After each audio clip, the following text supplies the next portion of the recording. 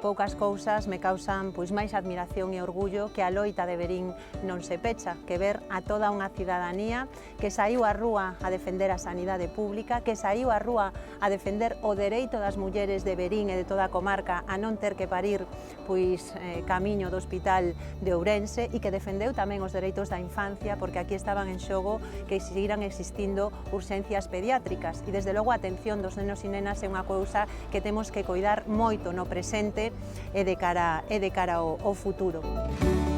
Verín non se pecha foi a primeira derrota de Feijóo e o 12 de xullo temos a oportunidade de que se produza a derrota definitiva. Si o espírito do Hospital de Verín se recupera para este 12 de xullo, eu estou convencida de que haberá cambio e que ademais teremos a oportunidade de facer historia e que por primeira vez teñamos a unha muller na presidencia e a unha presidenta nacionalista, cun compromiso moi claro que é defender a sanidade pública, defender o dereito de todas as persoas a que a súa saúde non dependa de cales son os seus ingresos e a única maneira de facelo é precisamente a defensa férrea desa sanidade pública libre de recortes e de privatizacións.